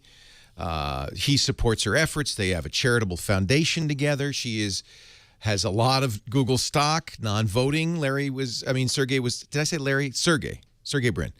Sergey was quick to point out on Twitter or somewhere, don't worry, she's not voting the stock. So they're separated. We just find this out, but apparently it's gone on for a while. Then we shortly after that find out, oh, Sergey has a new girlfriend. He's going out with somebody else at Google. Oh, it's Hugo Barra's ex-girlfriend. So okay, I'm telling you, complete fabrication. Those are facts. Complete fabrication now. But I just can see this scene. If I were writing for The Sopranos, I'd write this whole thing out. Hugo storms in. He says, are you sleeping with my girlfriend? What happened? Yeah. Sergey says, you got me. Boom, bam, zoom. I am out of here. I'm going to China. I don't know. That's what I see. Sergey Brin's at home in his underwear. It's 4 o'clock in the afternoon. He's watching TV. He's a little bit tipsy. I'm just saying. Oh, yeah, I'm sure that happens a lot with Sergey. So Sergey and... It's nobody's business, but it's stupid. The only reason there's any news at all there is, of course, the amount of jointly held Google stock by Ann and Sergey. Yeah, Sergey being separated and dating someone at Google actually is news, right? For that reason, right? Because it's material there's in terms stock of the finances. But there was a prenup, and right. I think that's all protected. I don't know. Listen, it's hard for me to believe they work in completely different departments. Yeah, but he's stooping his girlfriend, and he says, "That's it. Screw you. I'm going to China." Yeah, but he might as well have bought a boat on a ticket on a boat. But there's also his wife's sister is also like VP of development. I know it's a mess. It's all kind of a mess. It's a mess. Yeah, Ann Wojcicki's sister runs advertising, and did you know why? Because she gave him the garage. She leased them the garage when they first started, Larry and Sergey, and now somehow she's running Google advertising, so that was a good deal on her part. And her sister was married to Sergey, so obviously they met. They're a brilliant family. Their mother is a journalism teacher at Palo Alto High. Okay, see, I'm feeling guilty now. I'm feeling very guilty. Okay, Mrs. Wojcicki, I'm sorry I said anything. I'm sure this all happened in non-sequential order. It's a small company. It's easy. People fall in love just because it was Hugo's girlfriend. Even happens. among geeks, life happens. I feel I'm Life feeling happens terrible. even among geeks. It's hard for me to believe that Barra is. I mean, he strikes me as someone who has gotten so far, and who is so ambitious and is so smart and is committed enough to Android that he wants to be. I mean, China's an interesting, is a really fascinating market. Maybe and, Xiaomi offered him, hey, we'll write you a check for $10 million. But you got to think that Hugo's got a lot of money and a lot of Google stock. Yeah, you imagine right? he already has a lot of money. Yeah.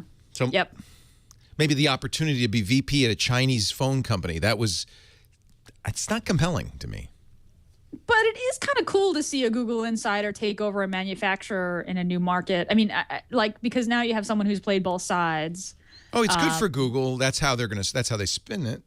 Yeah, that's how they spun it. Like, hey, we're so glad that he's staying within the Android ecosystem. Is there a soap opera going on about Android? Andy Rubin leaves. JBQ leaves. That's a more relevant question. Hugo Barra yeah, leaves. there seems to be a little bit of upheaval going on. A lot of Sundar upheaval, comes in. actually. Yeah. Mm-hmm. We don't know who's sleeping with whom. I don't know. So that's when you're me. changing the world, Leo. KitKat bars or sleeping with bars. yogurt. It's totally low of me to even mention this. It's very sleazy and gawkery. We expect nothing better. I'm just being honest. I understand that this is totally fabricated. But I love that the gawkery is the synonym for sleep. it's so gawkery. It is. It's so gawkery. And I'm. And Gawker did it. Part of this, you have to feel for her as well. She's obviously a smart and talented person. Otherwise, you wouldn't be at Google. And now this is what's, and it's a woman in technology. And it's always I hate ugly. That part of it's the always ugly. And I've been on the other side of these stories, and it's sad, and I shouldn't even bring it up. But we're humans. There's a part of us that kind of wants to know, well, what's the gossip? Mm-hmm. What really happened? It's true. So ABC had, to my mind, the winning headline: men apparently do make passes at girls who wear that. Is that Rupert Murdoch? Wow. And Rosenberg, Amanda Rosenberg, was the person who came up with the OK Glass phrase to activate glass. Oh, really? She works on glass. Yeah. Yeah. So your spin on last night on All About Android was, and I think this is actually much more reasonable than what I said, this is just success. Anytime something's successful, people get opportunities. Oh, you did OK Glass? Can I throw millions of dollars at you to come to my company? Oh, no. This is not Hugo. This was his ex-girlfriend, who's the one who came up with the OK Glass. Really? Yeah.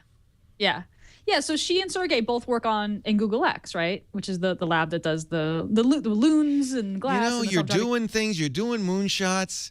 It's late at night. You've done a couple of moonshots. It's a little romantic. The music's playing. Elon Musk is calling you. You gotta get a little like Lucy. You're coming up with catchphrases of the future. Yeah. I mean, come on. This is it's kind of sad because there are kids involved, and these things are hard. No, it's always it's horrible, and it's not worthy of anything that I should even mention, and I'm deeply ashamed of myself for bringing it up. I just hope that Google can find someone who is just sort of personable and does good demos the way that who does Hugo the best? did. Who does the best? Vic's pretty good. Vic's pretty good. Yeah. Sundar not so good. He's okay. Yeah, he's okay. Andy Hugo Rubin was very good. Never did demos. Never did demos. Hugo was the face because he wore those black T-shirts and he had the nice bicepes. Yeah, he had the arms. And he had the arms. And then, the arm with the Nexus 7. And then he was handsome and romantic, and I think that it worked pretty well. Yeah. He was only slightly foreign. He had a slight foreign accent. That slight foreign thing, Yeah. Right? He was just a little bit of exotic, but you can still understand him. It works for Americans, All right, let's check the straw poll. Uh-oh. I'm sorry. Chat room. I feel terrible. I shouldn't have brought that up, and I apologize for bringing it up. No, don't worry about it. I just have that kind of imagination, and I blame my mom. Had mentioned it, and I thought, oh, maybe we should have, and then I was like, no. No, you were right not to. I was watching All About Android, just wondering if you would, and you did. You guys took the high road. I'm very proud of you. So I decided to drag us through the dirt. Somebody's got to do it. Our straw poll continues. The vote is on strawpoll.me/390329. By the end of the show, we will decide if Jeff Jarvis is going to open Larry the Lobster. He's going to kill Larry the Lobster and open his Moto X. And I got to tell you, it's only getting stronger. 59% yes right now. That yellow wedge is growing. It's going to look like a Pac-Man any minute now. Unboxing, unboxing, unboxing. This is like this is the horribly boring geeky version of a Howard Stern show. Lisa G would kiss Ronnie the limo driver if a certain number of votes came in. And what did Howard have to say about the Google thing? He didn't talk about it at all. He's off. He's doing his NBC show. He couldn't care less. He couldn't care less. No. Google Glass will have an app store coming next year. So it sounds like Glass is moving more towards product. Like it'll be an actual product we could buy maybe next year, right? I spent the last week at the U.S. Open. I was going to take it, and I thought, why? You didn't do? I saw your great Auto Awesomes, including the Victory Shuffle or whatever it was. But that wasn't with Glass. That was just with your phone. No, because you only get far away. You can't zoom. Right. So you'd have this. Wouldn't give you anything. Right. So it's not a very good camera. Up close it's okay. I'm gonna go to the U.S. Open app to find the stats or the scores or that kind of stuff. Here's Andy Murray. Too much effort. Running it's hard across. to see, but he has a great winning grimace at the end. Are you on the court? You had great seats. We had great seats. Well, here's the trick. It's going to seem obnoxious. If you buy seats for this is not Ash. This is Armstrong's. So this is the junior stadium. And if you buy seats, you can then sell them through Ticketmaster. So my wife was doing great. She sold most of the seats back. We earned money. So there's Andrew Murray serving. Yeah. And now people are yelling at me for using those were camera phone. Those were not Glass photos, Jeff, right? No, those were neither. That was my Nikon 1. And you uploaded it. And I uploaded it, and then Auto Awesome did this. And here, the point of that post Love is Auto Awesome. That when Janine Gibson, who's the editor of Guardian US, and one of my colleagues here at CUNY, John Smock, each talked about using dancing GIFs for news, I screamed at them. I know. No, don't do that. Oh my God, it's how could you do that? And then I had to admit I'm wrong. That why not have like a Harry Potter newspaper, The Prophet, have the photo that moves, because you can see the reveal of Andy Murray coming up as he's going, yes, and that reveals something in the motion. And okay, why not use a video player? Because you got to launch the player. Right? No, it's not so bad. Right? It's a light version. So just the idea that a photo can move, why not? What makes it holy that it shouldn't move? When people are yelling at me, something, I'm going to unfollow you because you think move it fine. All right, goodbye. I got 2.5 million followers on Google Plus. Goodbye. But is there an argument that a moving GIF would draw the eye away from the text of the story, like in a news story? Well, it would be distracting, like visually distracting. It's just irritating. Yeah. Well, I mean, you can't do it in print, so it mustn't be right. Right. Yes. Would the New York Times have done that? No. But Jeff, you were going to the U.S. Open. You decided not to bring Glass because you felt like you wouldn't get value out of Glass. You're not going to get great pictures. You're already kind of in the crowd. Things. You're not going to get the updated scores. Yeah. No, right. So what was I going to get out of it? And the worst part of it, Gina, this is a moment you will have come soon. It would have humiliated my daughter. Like in 3 minutes, she's going to have that one. Oh, my wife too. They start They start in kindergarten being humiliated. Yeah. I can imagine a future where Glass knows you're at the Open and installs the app or you can say, hey, if I'm at a ball game or whatever, hey, just play me the radio broadcast into my bone conducting, like when it's smarter and it's a more consumer. What? No, I went to a Padres game and I thought, I should have brought the radio. Yeah. Because I like to listen, while you watch the game. Well, yeah, at the Open, American Express gives away, if you have a card, these little radios. So you get American Express radio and you just listen to it the whole time. So you hear McEnroe calling the game you're watching, which is great. They also, very interestingly, gave out Time Warner Cable this time for free, lent Fan Visions. What's the Fan Vision? You can watch the other courts. Oh. TV you carry it around, put it on your neck. And you had 7 views around the tennis stadiums. 3 out of Ash, 1 out of Armstrong, 1 out of the Grandstand, 1 out of 17, where you can watch these various things. There's a lot of money amusing you, Leo. in tennis. Yeah. Well, and I don't go to baseball games very often, but I happen to know this Padres game. They don't show you replays. No. In the stadium. No, because they're afraid you'll throw batteries at them. Right. I was like, what? I was asking my. She's like, oh, they don't want any people to riot. I was like, what? What? You don't go to many games, apparently. I don't go to very many games. No, but it was so frustrating because there was a call that seemed clearly bad, and you wanted to see it. But anyway, that's something I would love to have had on glass. Leo, if I were you and I was taking the trip that you are, which I you'd wear glass. Deeply wish that I was, by the way. And I feel like I love my daughter, but I feel like I'm not going to be able to think of taking like Etta. No, in 10 years you'll be able to take Etta, and it will be an amazing thing. Yeah. When she's maybe out of diapers. But yeah, I would bring glass. I would bring glass because I do think that it offers, particularly being sort of out and about and seeing places or being able to look up things in those situations. It is in a way. It's funny. It's so much more intrusive to pull out a camera and take a picture than it is just to go, okay, glass, and do that. So yeah, I kind of understand what you're saying. This is something you can do with the Moto X that you might be interested in. Just to help you, Jeff. They have one of the things that's in it is a slow motion video capability. Did you know that? So you can take with the camera. You can take slow. It doesn't do audio. I wish it did because you go. You can slow me down to a normal speed.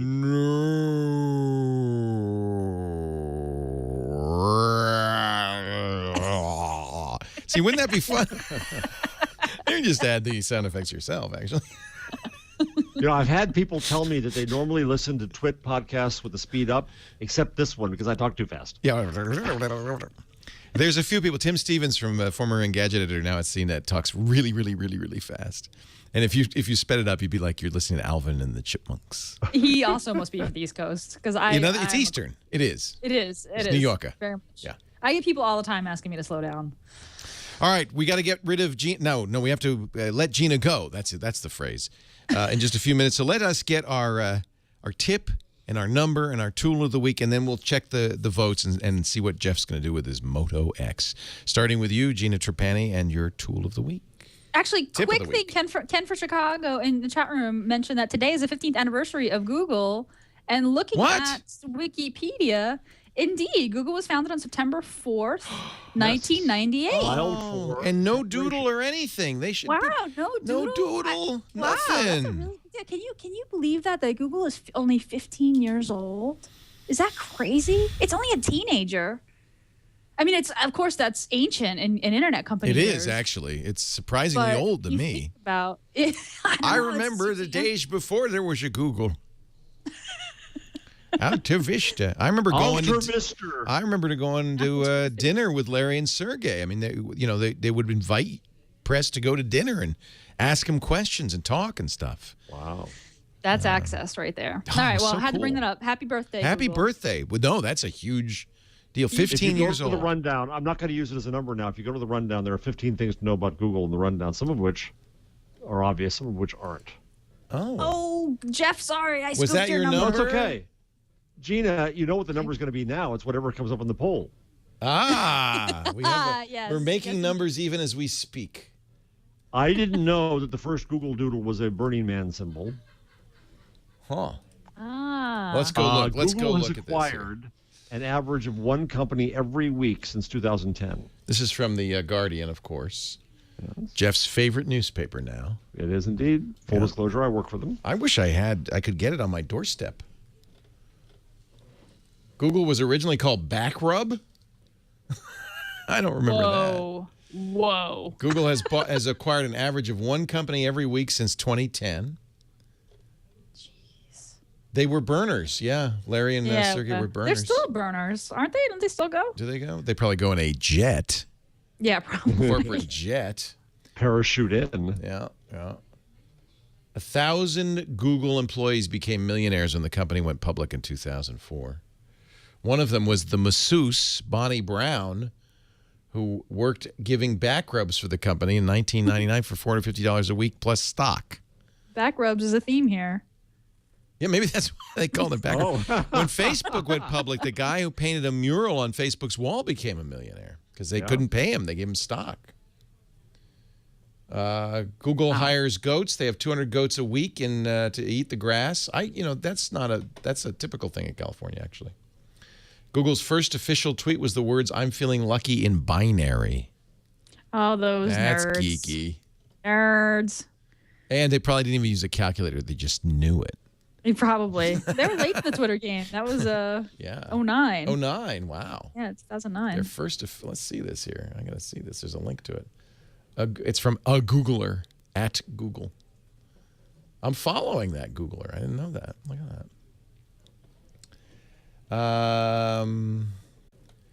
The Exoogler. The Exoogler. Exoogler. If you're a Noogler when you first start, and a former employee like Hugo Barra is an Exoogler. Exoogler. And Larry and Sergey own just 16% of the company, but that's worth, here's a good number, $46 billion. Yo! Man, it's a good number. Do you have a tool, too?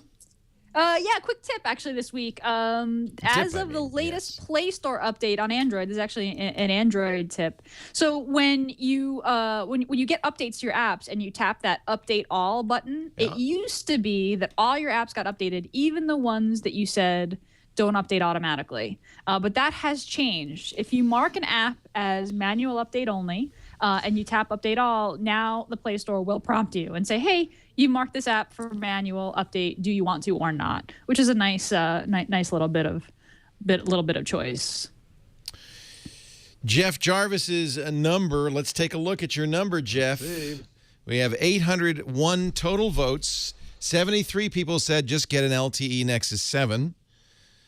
87 people said you should not open the Moto X and use it right now. 167 people said no, no, no, no, no, no, no, no. I love how that now advanced over the simple no. But the winner is, with a total of 474 votes, 59% said yes. So, Jeff, I think there we go. He's got to open it. It's hard to open, by the way. $674 going down the old. Oh, no, you can return it. I'm amazed that they're letting you return a customized one. I guess you could peel the back off. Yeah. So here it is. Blue. Ooh, nice. Nice slate blue. Black front. Very pretty. Nice. Very pretty. Nice. And I won't text while I'm driving. Yeah, don't even turn it on because you have to call AT&T before you turn it on. I'll just warn you. You do? Yeah. Well, they want you Why? to. It says there's a little thing in there that says, "Don't turn it on." Oh, I'll give you a tip, okay? I'll tell you how to. You got it off contract, right? Or no? Yes, off contract. So you don't have a magic number. So what you do is you call AT&T and you say, "I want to make a hardware swap." I found out this after 3 hours on hold. I called Motorola. They didn't know what to do. Blah blah blah blah blah. So finally, I called AT&T. They said, "Oh yeah, that's a hard." Motorola said, "Call AT&T. Tell me you want to make a hardware swap, and you have to have the numbers." The SIM number is ICC ID, and the IMEI is the hardware number. You need both those numbers, and they'll take your old phone offline and replace your Nexus 4 and replace it with this. And you know what? If you don't like it, Jeff, your money back. We will send you a check for that phone. Seriously. No. Seriously. Oh boy! Wow. No, we'll buy it from you, Jeff. I don't want you to. You were pressured into this by the straw poll. Chat room. So I feel bad since you don't have a Bluetooth car. I volunteered. I feel so bad. Actually, I just need an excuse. But honey, Leo made me do it. You said you were going to return that phone, but Leo said. No, I'll pay. I'll buy it from you, Jeff. Really, seriously. No. It's for your job. That's what I say. Also, we have to talk about the zen of being happy with the phone you have and not the phone that you want, not tortured by the phone that you want. That's true. That is something that. Now, Jeff, did you get the Motorola Skip? Yeah, they sent that with it too. Yeah. This is kind of cool. They're way overpriced. This is $20 for a magnet and an RF chip. That's crazy. An NFC chip. But so the idea of this is it clips onto something like your lapel or your visor in your car, and then you can lock your phone. So my tip actually is that you probably know that you can encrypt the contents of your phone, but it's a pain in the butt when you do it because you can't just use one of those patterns. You have to have a long number or password, which is a pain to enter. Well, now, thanks to the Skip and the Bluetooth authentication, which also will unlock it if you want. My phone's unlocked right now. In fact, I'm trying to lock it, and I can't because it's attached to the Bluetooth on my computer. But that means you can say, okay, Google now, and all that stuff continues to work, right? So this is a nice feature, and I like the skip. It's crazy expensive. So I'm going to look into if there's some way to get a regular cheap NFC chip and use it or something like that. Oh, good idea. Because they do sell they're going to sell little dots, and but $20 for this is nuts. Did it also come with those? I saw some reference on the package. It came with those things, the little dot things you can put on a desk or something. It does not come with them. What doesn't it come Unless with I threw them out by accident. I thought It comes with one skip. They say they're going to make them. Maybe it did. And I just didn't see it. I saved my packaging, so I'll look through it. But yeah, that would be cool. You put that on the desk. You put that on the car visor. Yeah, and then you just tap it on there and it's unlocked. And you do want to keep this phone. I think it's important to use encryption on your phone. So I'm glad I did turn it on. It takes a while to encrypt it. But I never used it before because I had to enter all that stuff. Now it's not a big deal. So I think that's good. Now you can fly through London. Yeah. But come on, Motorola, really? Yeah, $20. $20, really? That's worse than the $30 for a bumper case on an iPhone. Yeah. Well, yeah, and we know the profit margin of the price of this thing is $674. Throw it in. Yeah. No kidding. Throw it in. It's true. Yo, no kidding. That's a good point. These only cost $221 to make. Exactly. I mean, if you really want to differentiate the product, that's thinking like Motorola, not like Google. Hey, Gina Trapani's got to go, but that's okay because we're done. Thank you so much, Gina. She is at smarterwear.org. That's where she blogs. ThinkUp.com. Mother of Etta. Go be with your baby. I'm gonna go pick her up. Go pick her up. Take care, you guys. Thank you, Gina. So much. Thank you, Jeff Jarvis. Always a pleasure. Jeff is a professor of journalism at the City University of New York and my expert on all things journalistic. BuzzMachine.com. We do this show every Wednesday, 1 p.m. Pacific, 4 p.m. Eastern Time on twit.tv. Watch live. And if not, get to on-demand audio and video after the fact. Twit.tv/twig. Thanks for joining us. We'll see you next time on This Week in Google.